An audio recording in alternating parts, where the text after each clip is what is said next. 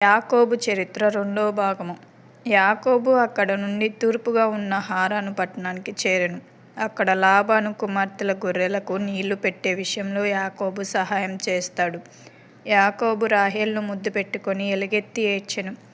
మరియు యాకోబు తాను ఆమె తండ్రి బంధువనియు రెబెకా కుమారుడనియు రాహేలుకు చెప్పినప్పుడు ఆమె పరిగెత్తి తన తండ్రి అయిన లాబానుకు ఈ విషయాలన్నీ చెప్పినప్పుడు లాబాను పరిగెత్తి వచ్చి అతన్ని కౌగిలించుకొని అతన్ని ముద్దు పెట్టుకొనెను. ఈ విషయాలన్నీ మనం ఆదికాండం 29:1-13 చూస్తాం. అంతటా యాకోబు లాబాను యొద్ద కొలువు చేసెను. యాకోబు లాబాను చిన్న కుమార్తె అయిన రాహేలును ప్రేమించెను.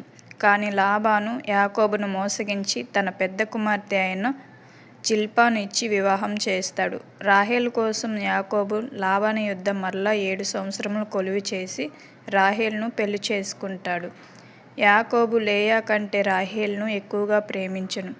యాకోబు లేయా దాసి అయిన జిల్పాను, రాహేలు దాసి అయిన బిల్హాను కూడా వివాహం చేసుకుంటారు.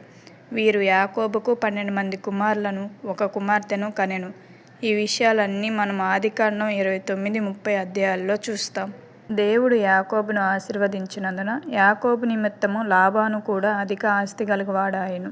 లాబాను యొద్ద నుండి యాకోబు తనకు కలిగిన సమస్తమును తీసుకొని కానానుకు బయలుదేరెను. చివరగా యాకోబు ఒక రాళ్ల కుప్పను ఏర్పరచి దాని యొద్ద తన మామయ్య అయిన లాబానును యాకోబును ఒక నిబంధన చేసుకొనిరి. లాబాను ఆ చోటికి యగర్ షహదూత్ అని పేరు పెట్టెను. యాకోబు ఆ చోటికి గలేద్ అని పేరు పెట్టెను. ఈ సంగతులన్నీ ఆదికాండం 31 చూస్తాం. యాకోబు ఈలాగు బయలుదేరి ఎదోము దేశమున అనగా షేయూరు దేశమునకు వచ్చెను. అక్కడ తన అన్నయ్య అయిన ఏశావు సైన్యంతో ఉన్నందున యాకోబు మిక్కిలి భయపడెను. ఈ సమయంలోనే యాకోబు ఏశావుకి కానుకలు పంపిస్తే వాటిని ఏశావు తిరిగి వెనక్కి పంపించెను. చేసేదేమీ లేక యాకోబు తనకు కలిగిన సమస్తమును తనకంటే ముందుగా పంపివేశెను. కాని యాకోబు ఆ రాత్రి యబ్బోకు రేవు యొద్ద నివసించెను.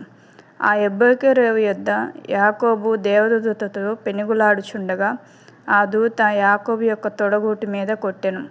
యాకోబు మాత్రం ఆ దూతతో పెనుగులాడుచూ ఉండెను. నీవు నన్ను ఆశీర్వదించితేనే గాని నిన్ను వెళ్ళనీయను అని చెప్పెను. తెల్లవారుచుండగా ఆ దూత యాకోబుతో, నీవు దేవునితోనూ మనుషులతోనూ పోరాడి గెలిచితివి గనుక మీదట నీ పేరు ఇశ్రాయేలే గాని యాకోబు అనబడదు అని చెప్పెను. యాకోబు, నేను ముఖాముఖిగా దేవుణ్ణి చూచితిని, అయినా నా ప్రాణము దక్కినది అనుకొని ఆ స్థలమునకు పెనీయేలు అనే పేరు పెట్టెను. పెనూయేలు అనే మాటకు దేవుని ముఖము అని అర్థము.